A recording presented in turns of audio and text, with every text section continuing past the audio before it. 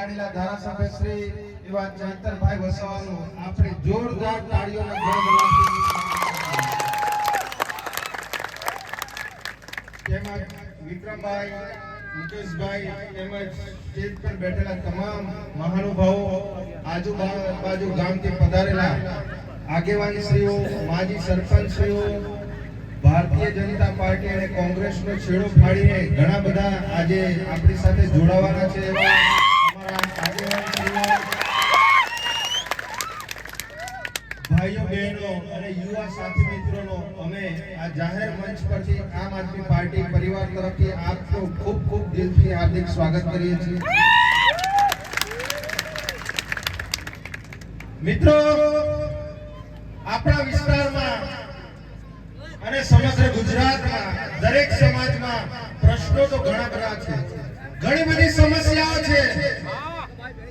આજે દેશને આઝાદ થયા, આજે 80 વર્ષ થઈ ગયા, પણ તેમ છતાં પણ આજે લોકો ઘણા બધા પ્રશ્નો માટે આંદોલનો કરે છે, રજૂઆતો કરે છે, પણ તેમ છતાં પણ આજે પણ એમના જે પ્રશ્નો છે અને એમની જે સમસ્યાઓ છે એ આજે ત્યાંની ત્યાં જ છે. આપણે વાત કરીએ આ સ્ટેચ્યુ ઓફ યુનિટી અને જે કેવડિયા વિસ્તાર છે, નર્મદા ડેમ બનાવ્યો. આ નર્મદા ડેમ બનાવ્યા પછી આપણા વિસ્તારના ઘણા બધા લોકો વિસ્થાપિતો થયા, ઘણા બધા લોકોને આપણે જમીનો ગુમાવી, પણ તેમ છતાં પણ આજે તે વિસ્થાપિતોને હજુ સુધી પણ એ લોકોને ન્યાય નથી મળ્યો. આજે સ્ટેચ્યુ ઓફ યુનિટી બનાવ્યું, 7 8 વર્ષ થઈ ગયા. ત્યારબાદ આજે પણ નવા પ્રોજેક્ટોના નામે આપણા વિસ્તારના લોકોની જમીનો પર આ સરકાર નવા પ્રોજેક્ટો લાવી અને એ લોકોને પણ વિસ્થાપિતો કરે છે. આજે પણ એ લોકો પોતાની માંગણીઓને લઈને સરકાર પાસે જાય છે, પણ તેમ છતાં પણ આ સરકાર જે મૂંગી બેરી સરકાર છે એમનું સાંભળતી નથી. ઘણા બધા લોકોએ આજે ટાવર પર ચડી જવું પડે છે. આજે એ લોકો આંદોલનો કરે છે, એમની પર ખોટા કેસો કરી અને એમની પર એફઆઈઆર કરવામાં આવે છે, એમની પર લાઠીચાર્જ કરવામાં આવે છે, પોલીસ પ્રશાસનને આગળ કરીને એમને ડિટેન કરવામાં આવે છે. શું મિત્રો, આ આપણું ભારત આઝાદ આટલા વર્ષો થઈ ગયા, પણ તેમ છતાં આપણા આદિવાસી સમાજની સમસ્યા જોઈએ. આજે નર્મદા ડેમનું પાણી અહીંથી કચ્છ ભુજ સુધી જાય છે, પણ આપણા જ વિસ્તારના લોકો આજે તરસ્યા રહે છે. આજે અમારા વિસ્તારમાં આજુબાજુમાં ઘણા બધા ખેડૂત મિત્રો છે, એ ફક્ત ચોમાસાનો પાક કરે છે, પણ શિયાળો અને ઉનાળોમાં એ લોકોની ખેતી જે છે હજુ પણ કોરાટ છે.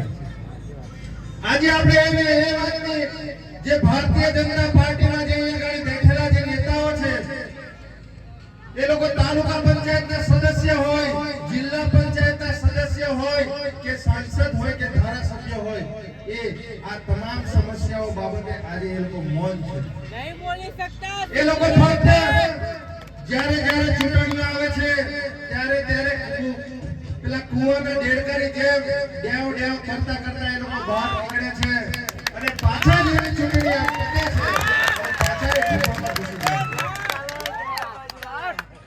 આજે મિત્રો શિક્ષણની વાત કરીએ તો આજે ઘણા બધા ગામડાઓની અમે મુલાકાત લઈએ છીએ. આજે ઘણા બધા ગામડાઓમાં આજે એક શિક્ષકની શાળાઓ ચાલે છે. આજે આપણા વિસ્તારમાં આપણી વિધાનસભામાં નાંદોદથી ફક્ત 8-10 કિલોમીટરના અંતરે એક એવી શાળા છે મિત્રો કે જ્યાં તો શિક્ષક વગર શાળા ચાલે છે. વિચાર કરો તો, શિક્ષક વગર શાળા ચાલે છે, ત્યાં એક પણ શિક્ષક નથી. ત્યાં આજુબાજુ ગામ જે 7-8 ગામો છે એ વિસ્તારોમાંથી એક અઠવાડિયા માટે એક શિક્ષકને બોલાવવામાં આવે છે અને ત્યાં ગાડી એક અઠવાડિયું એ એક શિક્ષક એ બાળકોને ભણાવે છે. જે ચીખલી બોરીદ્રા ગામ છે, નામ તો સાંભળ્યું છે ને? આ આપણા વિસ્તારનો વિકાસ છે. આજે ઘણા બધા લોકો આપણા શિક્ષિત બેરોજગાર છે, પણ તેમ છતાં ભારતીય જનતા પાર્ટીના નેતાઓને આ છોકરાઓને સ્ટેચ્યુ ઓફ યુનિટીનો પ્રોજેક્ટ હોય એમાં નોકરી પર લેવાના હોય કે પછી એશિયાની ફર્સ્ટ નંબરની જીઆઈડીસી જે અહીંયા આપણા નજીકના વિસ્તારમાં આવેલી છે ત્યાં ગાડી પણ આજે નર્મદા જિલ્લો હોય કે ભરૂચ જિલ્લાના છોકરાઓને આ નેતાઓ એમને અહીંયા ગાડી નોકરી પર નથી લેતા. આજે તમે વિચાર કરો, આજે આ ભારતીય જનતા પાર્ટીના જે નેતાઓ છે, એ સાંસદ સભ્ય હોય, એ ધારાસભ્ય હોય, એમને ફક્ત ચિંતા એ વાતની છે કે ચૈતરભાઈ શું કામ કરે છે, નિરંજનભાઈ શું કામ કરે છે. બસ ઊંધી બેઠીને એમની પાછળ જ એમના ગુણગાન ગાયા કરવાનું છે. મિત્રો, આજે એમની ગુજરાતમાં સરકાર છે, એમની કેન્દ્રમાં સરકાર છે. એ લોકોએ વાત કરવી હોય તો બેરોજગારી પર વાત કરે, એમણે વાત કરવી હોય તો શિક્ષણ પર વાત કરે, આરોગ્ય પર વાત કરે, આ રોડ રસ્તા ખરાબ છે એની પર વાત કરે, પણ એની પર વાત એમણે કરવી નથી. આજે ડેડિયાપાડાનો ધારાસભ્ય જો ઉમરગામ અંબાજી સુધી કોઈ પણ સમાજના પ્રશ્નો માટે હોય ઉઠાવતો હોય અને એ વ્યક્તિઓ ફક્ત સોશિયલ મીડિયામાં બેઠા બેઠા ચૈતરભાઈની બસ તારી મારી અને કાનિયાવારી કર્યા કરે છે. આજે મિત્રો, આજે ગુજરાતમાં 182 ધારાસભ્યો છે. આ 182 ધારાસભ્યોમાં આજે તમે YouTube ચેનલ પર જોઈ લો, આજે Instagram, Facebook, તમામ સોશિયલ મીડિયા પર આજે તમામ જગ્યાએ આપણા ચૈતરભાઈ વસાવા દરેક સમાજનો પ્રશ્ન ઉઠાવતા તમને દેખાય છે. આજે હમણાં આપણા વિસ્તારમાં ત્રણ છોકરાઓ આ દેશના વડાપ્રધાન શ્રી આવતા હતા અને ત્રણ છોકરાઓ ત્યાં ગાડી મરી ગયા. અને આ ચૈતરભાઈ વસાવાએ એમને 50 લાખ રૂપિયા અપાવડાવ્યા. એ દિવસે અમારો કાર્યક્રમ દાહોદમાં હતો, પણ તેમ છતાં પણ એમના પરિવારશ્રીઓએ રાહ જોઈ અને અમને જો યોગ્ય ન્યાય અપાવશે તો ડેડિયાપાડાનો ધારાસભ્ય આવી અને એવી જ ઘટના હમણાં તિલકવાડામાં થઈ. ત્યાં ગાડી 2 યુવાનો આપણા આદિવાસી સમાજના એ લોકોએ જીવ ગુમાવ્યો. એ દિવસે સાહેબશ્રીનો કાર્યક્રમ સોનગઢમાં હતો. આ 12 વાગ્યાની ઘટના હતી અને આખી રાત થઈ.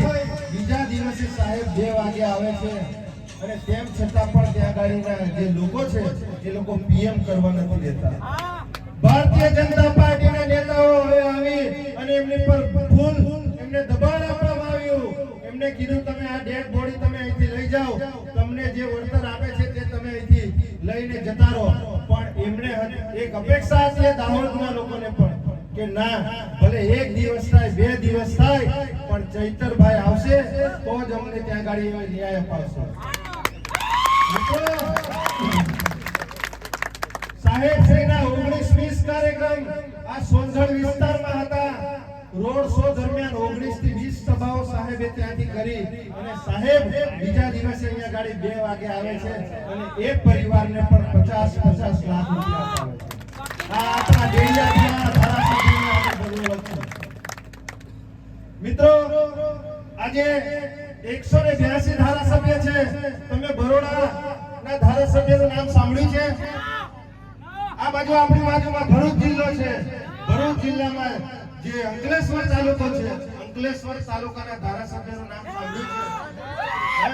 પણ આજે આપણે ગુજરાતના કોઈ પણ ખૂણે જતા રહીએ, આજે એક નાનકડા છોકરાને પણ પૂછીએ ને કે ડેડિયાપાડાનો ધારાસભ્ય કોણ? તમે ઓળખો છો મિત્રો ડેડિયાપાડાના ધારાસભ્યને? શું નામ છે એમનું? આજે મિત્રો નાના છોકરાઓથી લઈને મોટા 70, 80 વર્ષના લોકોને પણ સમગ્ર ગુજરાતના ખૂણે એમને ખબર છે કે ડેડિયાપાડાનો ધારાસભ્ય એટલે ચૈતરભાઈ વસાવા. આ ડેડિયાપાડાની જન્મભૂમિને અને એમને ખૂબ વંદન છે એમની માતાને કે આપણા વિસ્તારમાં આપણને એક ટાઈગર આપે છે. ટાઈગર આજે એ વ્યક્તિ એક આપણી જેવા જ નાનકડા પરિવારમાંથી આવીને આજે એને સમગ્ર ગુજરાતમાં નહીં પણ આજે એને દેશમાં નામના વધારી છે. આજે વાત ઘણી બધી કરવી છે પણ તેમ છતાં પણ આપણા લોકલાડીલા ધારાસભ્ય શ્રી આવ્યા છે. આપણે એમનું પણ આપણે માર્ગદર્શન લઈશું અને આવનારા દિવસોમાં તાલુકા પંચાયત અને જિલ્લા પંચાયતની ચૂંટણીઓ આવે છે. આ ભાજપના અને કોંગ્રેસના નેતાઓ જે તમને 5-5 વર્ષ સુધી દેખાયા નથી એ હવે તમને દેખાશે હમણાં.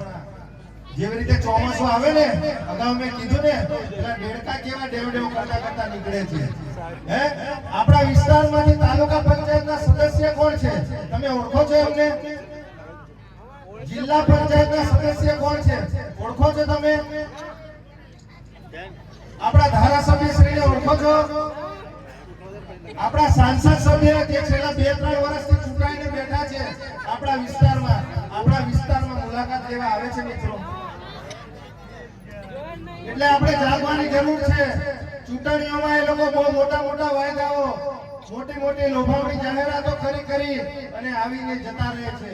પણ આવનારા દિવસોમાં જેવી રીતે ચૈતરભાઈ વિધાનસભામાં, સરકારમાં, પોલીસ પ્રશાસનની સામે જેવી રીતે લડે છે, એવી રીતે આવનારા દિવસોમાં આપણા વિસ્તારમાંથી આપણે પણ એવા પ્રતિનિધિત્વને ચૂંટાવીને આપણે એમને તાલુકા પંચાયત અને જિલ્લા પંચાયતમાં બેસાડીએ કે જેથી કરીને આ ભારતીય જનતા પાર્ટી આજે નવા પ્રોજેક્ટો લાવે છે એની પર પ્રતિબંધ મૂકી શકીએ. મિત્રો, તો આપણે આવનારા દિવસોમાં એવા પ્રતિનિધિત્વને આપણે ઉમેરાડી તાલુકા પંચાયત અને જિલ્લા પંચાયતમાં એમને પ્રતિનિધિત્વ આપવાનું છે અને એમને જંગી બહુમતીથી આપણે જીતાડી અને એમને તાલુકા અને જિલ્લામાં બેસાડવાના. વધુ વાત ન કહેતા હું અમારી વાણીને વિરામ આપું છું. જય હિન્દ, જય ભારત.